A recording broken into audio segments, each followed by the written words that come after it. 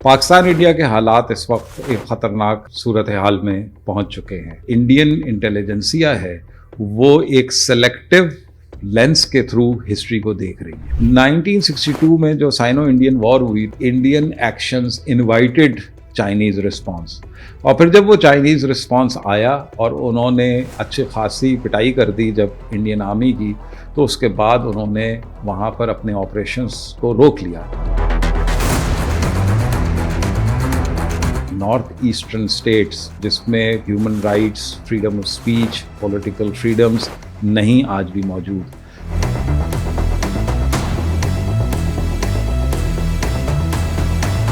और 1962 के बाद ही इंडियन पॉलिसी फ्रेम हुई और जिससे उन्होंने ईस्ट पाकिस्तान के अंदर जो सोशल और पॉलिटिकल अनरेस्ट है उसकी बुनियाद डाली, उसके बीज बोए, और उसका नतीजा क्या हुआ 1971 में कि पाकिस्तान से ईस्ट पाकिस्तान जुदा होकर बांग्लादेश बना।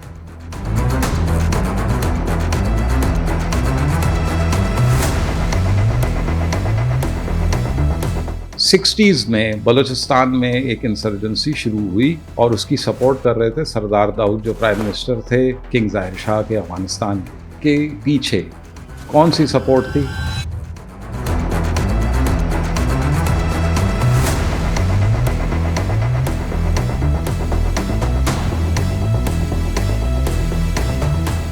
अस्सलाम वालेकुम, welcome to Baldy productions. Pakistan India के हालात इस वक्त एक ख़तरनाक सूरत हाल में पहुंच चुके हैं और पाकिस्तान और इंडिया में इन मामलात पे डिबेट्स ज़ोरों शोर पे हो रही है। हमने पहले पहलगाम के वाक़े और उसके बाद जो इंडिया के रिस्पॉन्सेस हैं, रिएक्शंस हैं, उसके ऊपर बातचीत की है, मगर जो इंफॉर्मेशन डोमेन है उसको देखते हुए हमने समझा कि एक बड़ा इम्पॉर्टेंट टॉपिक है, और वो टॉपिक ये है कि इंडिया के इंटेलिजेंसिया जो है या इंडिया की आप कह लें स्ट्रेटजिक एकेडमिक कम्युनिटी जो है वो ये बिलीव करते हैं कि इस सारे मामलात में जो इंडिया पाकिस्तान के दरमियान सालों साल से चल रहे हैं उसमें तमाम तर जिम्मेदारी जो है वो पाकिस्तान की है और इंडिया जो है वो दूध का धुला हुआ है, इंडिया ने कभी कुछ गलत नहीं किया।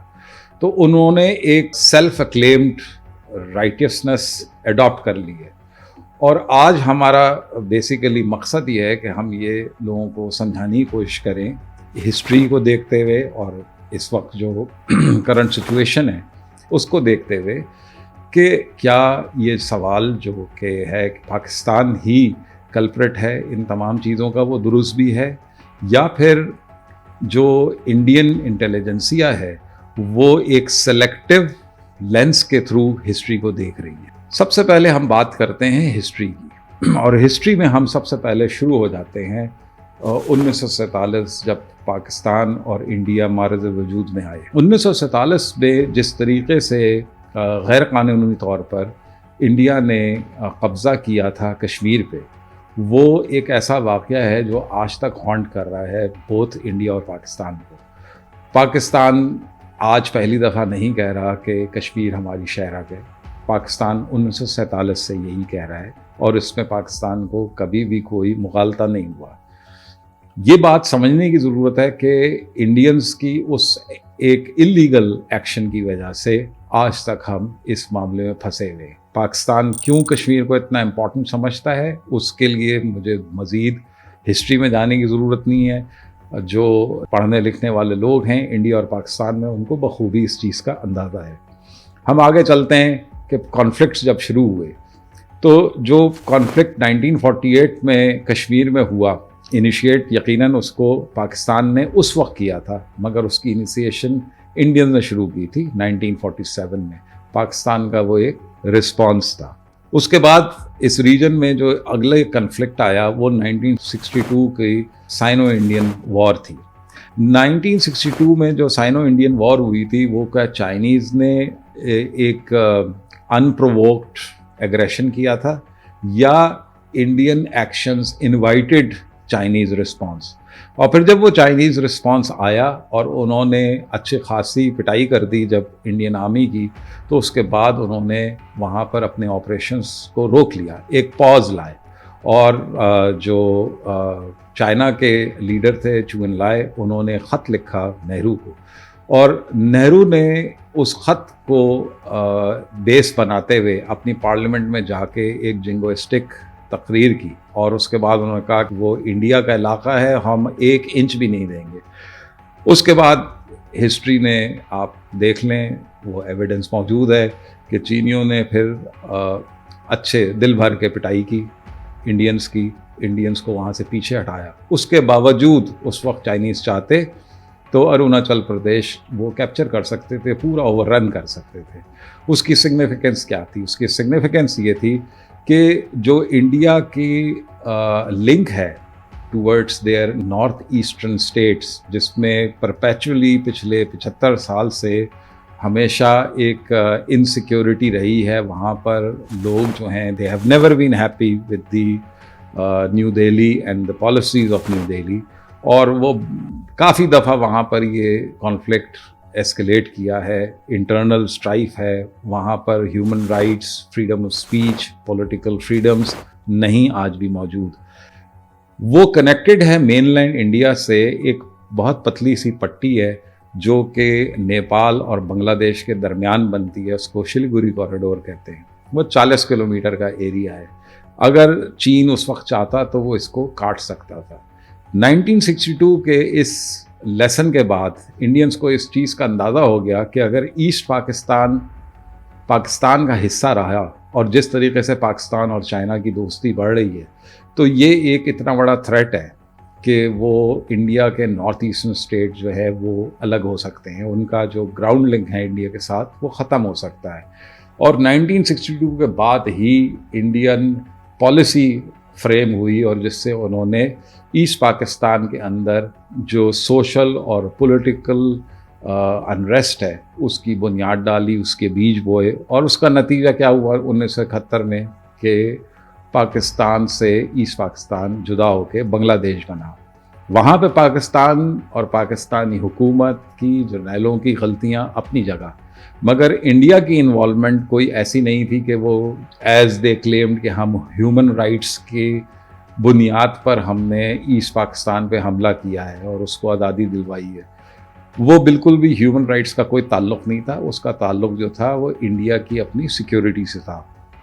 क्या इलीगल ऑक्यूपेशन ऑफ कश्मीर जो है 1947 की, और उसके बाद 1962 के लेसन्स जो चीनियों के हाथों इनको मिले इंडियंस को, और उसके बाद जो उनकी स्ट्रेटजिक वीकनेस थी उसके लिए उन्होंने जो पाकिस्तान की डिसमेंबरमेंट में एक्टिवली पार्टिसिपेट किया, क्या उसमें पाकिस्तान ने कुछ इनिशिएट किया था या पाकिस्तान ने कोई उनके लिए ऐसे ख़तरात पैदा किए थे? इंडिया ने ख़ुद किया था। और ये चीज़ समझने की ज़रूरत है कि जो इंडिया में इस वक्त कॉन्सेप्ट मीडिया में आ रहा है, मैं बात उन जज्बाती मीडिया की नहीं कर रहा जो कि इंडिया में इस वक्त वॉर मॉन्गरिंग कर रहे हैं, हिस्टेरिया उन्होंने क्रिएट किया हुआ है। मैं उन ज़िम्मेदार लोगों की बात कर रहा हूँ जो कि स्कॉलर्स हैं, एनालिस्ट हैं, पढ़े लिखे लोग हैं, जिनसे हमें उम्मीद है कि वो कम से कम हिस्ट्री की जो ट्रू परसेप्शन है या उसका जो ट्रू पर्सपेक्टिव है उसको तो मलूज़ ख़ातर रखेंगे। उसके बाद आप मज़ीद आगे आए तो 60s में बलूचिस्तान में एक इंसर्जेंसी शुरू हुई और उसकी सपोर्ट कर रहे थे सरदार दाऊद जो प्राइम मिनिस्टर थे किंग ज़ाहिर शाह के अफ़गानिस्तान के। सरदार दाऊद के ख़िलाफ़ शिकायत की अयूब ख़ान ने जो कि उस वक्त प्रेसिडेंट थे पाकिस्तान के, और किंग ज़ाहिर शाह ने सरदार दाऊद को रिमूव किया, जिसके बाद वो बलूचिस्तान इंसर्जेंसी डाई डाउन हो गई। सरदार दाऊद के पीछे कौन सी सपोर्ट थी? इंडियन लॉबी की सपोर्ट थी, वो लोग सपोर्ट कर रहे थे। उसके बाद आपके सामने आ जाता है 65 वॉर भी कश्मीर पे हुई। उसके बाद 71 जो पाकिस्तान से जुदा हुआ और बांग्लादेश बना, वो भी इंडिया का रोल सबके सामने है।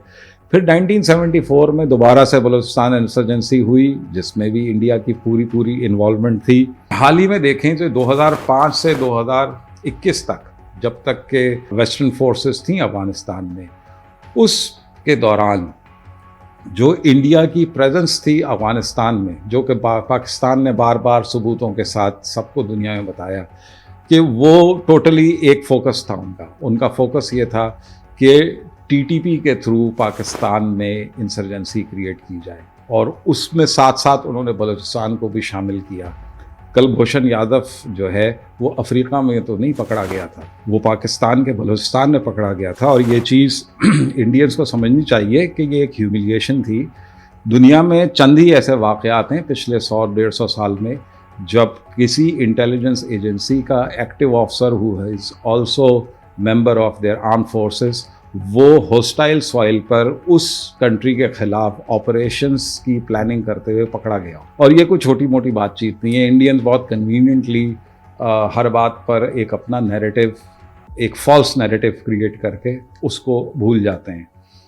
मज़ीद हम आगे चले तो जो हाल ही में इंडियन स्टेट स्पॉन्सर्ड टेररिज्म पूरी दुनिया में आया, यानी assassination of Sikh and Kashmiri leaders, उसके बारे में भी मुझे ज़्यादा कहने की ज़रूरत नहीं है कि कनाडा ने क्या किया, उनकी इन्वेस्टिगेशंस क्या थी, अमरीकियों ने क्या इंडिया को वार्निंग दी, यूरोप में कौन कौन सी आवाज़ें उठी, तो वो क्या पाकिस्तान ने इंस्टिगेट की थी इंस्टेबिलिटी इंडिया में, जिसकी वजह से ये इंडिया कर रहा था। फिर हाल ही में जो बांग्लादेश में इंडिया स्पॉन्सर्ड शेख हसीना वाजिद की रिजीम टॉपल हुई, क्या उसमें पाकिस्तान ने कुछ किरदार अदा किया था कि वो रिजीम टॉपल हुई? 15 साल Indian bureaucrats were part and parcel of Bangladeshi ministries and government departments. वो 15 साल के बावजूद क्या बांग्लादेश में प्रो इंडियन सेंटिमेंट आया? क्यों नहीं आया? बिकॉज जो एक इंडियन एजेंडा है to subjugate their neighbours, smaller neighbours, वो डाइजेस्टेबल नहीं था और उसका रिएक्शन आना था, और वो रिएक्शन आया। और आज वही बांग्लादेश जो है वो बहुत बुरा हो गया है। वो वहाँ पर एक्सट्रीमिज़म और टेररिज्म की बातें कर रहा है इंडियन मीडिया और इंडियन स्कॉलर्स।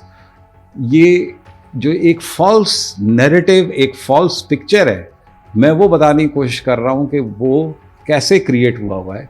और इसमें अफसोसनाक बात यह है कि जो इंटेलिजेंट, एजुकेटेड स्कॉलर्स, एनालिस्ट हैं इंडिया के, they have also bought into this false narrative, और वो भी इसको ऐसे ही समझते हैं कि ये बिल्कुल हकीकत है कि तमाम तर जिम्मेदारी वो पाकिस्तान के ऊपर है।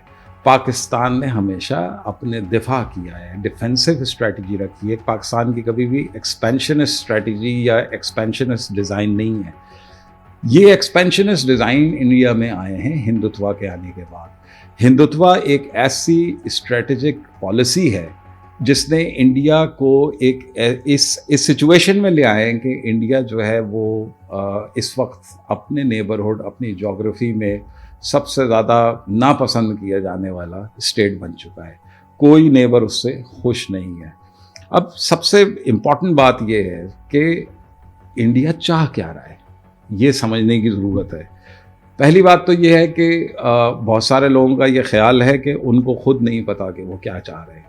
हिंदुत्व जो है उसकी बेसिस जो है वो बिल्कुल न्यूट्रल हिस्टोरियंस ने प्रूव कर दिया है कि इट इज़ अ बेसलेस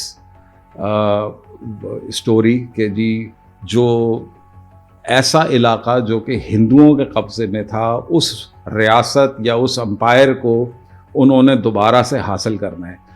मुग़लों के आने से पहले इंडिया में कोई एक वाहिद ताकत ऐसी नहीं थी जिसने पूरे इंडियन सब कॉन्टिनेंट और उससे कनेक्टेड रीजन्स को हुकूमत की हो।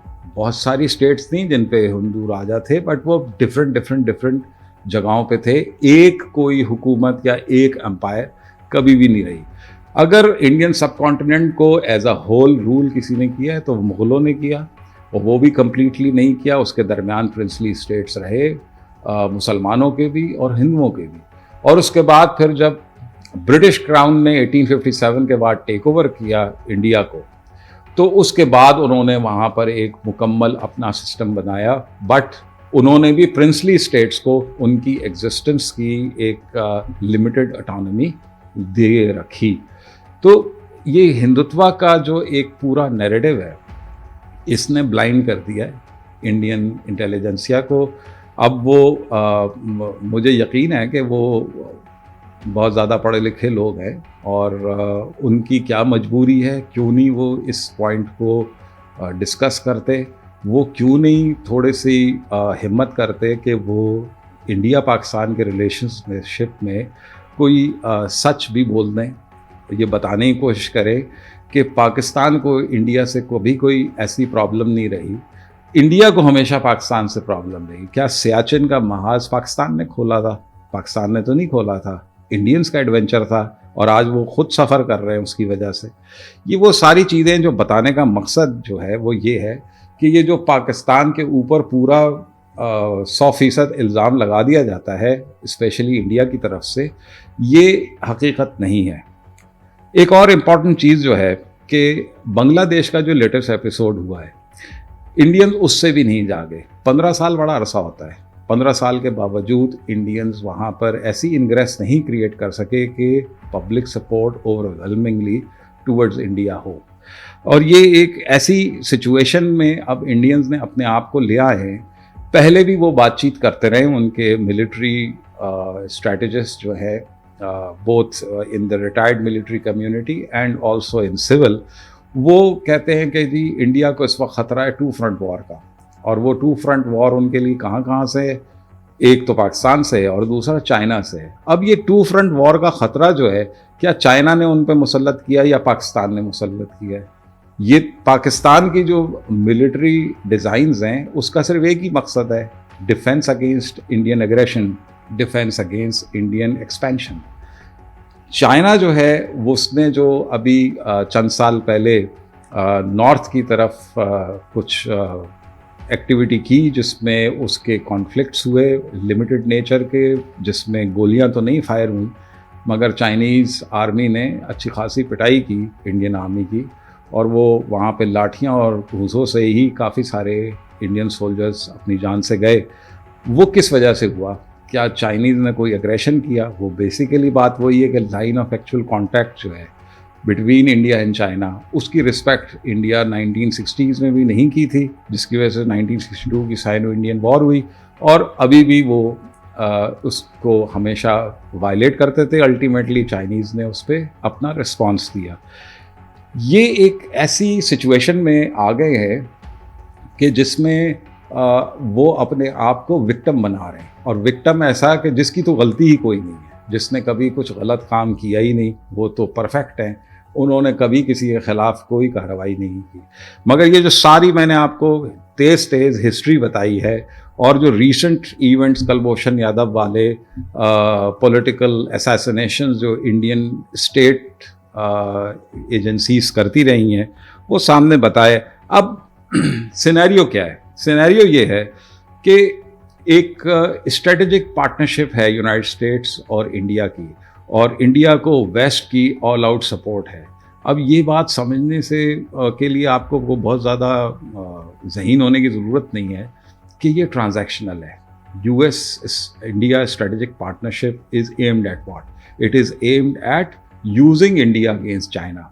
तो चाइना के साथ इंडिया कैसे काउंटर वेट बनेगा? इकोनॉमिकली बहुत दूर की बात है, मतलब अभी तो अगले 50 साल में नहीं नज़र आ रहा कि वो बन सकता है economic counterweight to China.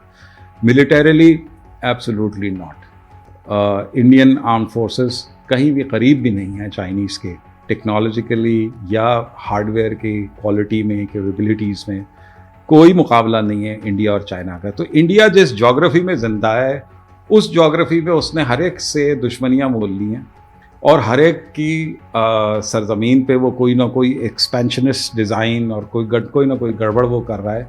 मगर वो पोर्ट्रे ये कर रहा है कि जी हम जो हैं वो विक्टिम्स हैं, और हमारे ख़िलाफ़ जो है वो टेररिज्म का इस्तेमाल किया जा रहा है। वो टेररिज्म का इस्तेमाल आप दुनिया भर में कर रहे हैं, पाकिस्तान के ख़िलाफ़ आप पिछले 50 साल से कर रहे हैं। उस वक्त उस बारे में तो कभी कोई नहीं सोचता, या शायद इंडिया में इस वक्त इतनी आज़ादी राय नहीं है कि उसकी बात पब्लिकली की जा सके। अब यहाँ पर एक इम्पॉर्टेंट चीज़ मैं आखिर में बताता चलूँ कि इसका नुकसान क्या है।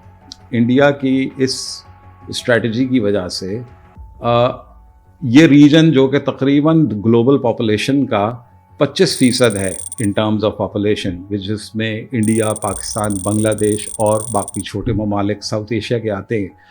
इस रीजन में जो इंट्रा रीजनल यानी विद इन आवर्स जो ट्रेड है, वो टोटल ट्रेड वॉल्यूम जो हमारे इलाके में है उसका सिर्फ 5% है। अगर इसको आप कंपेयर करें तो यूरोपियन यूनियन के अंदर जो इंट्रा रीजनल ट्रेड है वो उनके टोटल ट्रेड वॉल्यूम का 67% है। जो ईस्ट एशिया और पैसिफिक रीजन के ममालिक में इंट्रा रीजनल ट्रेड है which is 50% of their total trade volume. जो आसियान में ट्रेड है it is 26% of trade volume. इस वक्त जो सिचुएशन है उसमें किसका कसूर है? कौन नहीं चाहता कि ये ट्रेड हो? पाकिस्तान ने तो 12 कोशिश की है, मगर इंडियंस नहीं चाहते कि ट्रेड हो। वो चाहते हैं कि उनकी एक सुपीरियॉरिटी भी एक छोटा लफ्ज़ होगा, जो एब्सोल्यूटनेस ऑफ कंट्रोल है इस रीजन पे, जब तक उस पे पाकिस्तान, बांग्लादेश ना राज़ी हों उस वक्त तक वो किसी से खुश नहीं है। अब इस सिनेरियो में आगे क्या कोई पीस होगा? क्या ये 25% दुनिया की जो पॉपुलेशन है उनकी कोई भलाई हो सकती है, कोई फलाह हो सकती है?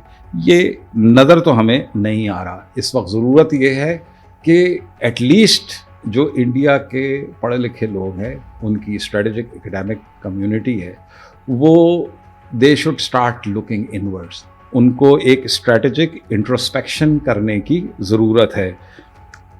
कब तक क्या ये मुमकिन होगा कि इंडिया अपनी इनसिक्योरिटीज़, जो उसकी अपनी मिसस्टेप्स हैं, उनके अनअकाउंटेड एक्शंस हैं, कब तक वो उनको छुपा के रखेगा? कब तक इंडिया ये समझता है कि उसको एक मॉरल सुपीरियॉरिटी का जो उसका नैरेटिव है वो दुनिया कबूल करती रहेगी?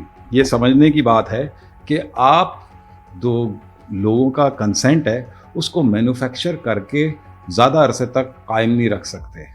और आपको इस चीज़ का अंदाज़ा होना चाहिए कि स्पेशली इस इंफॉर्मेशन एज में जो सच है वो बहुत तरीक़ों से सरफेस पे आ जाता है।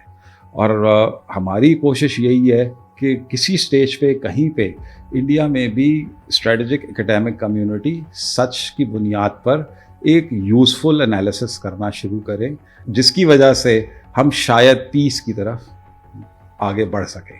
Thank you very much.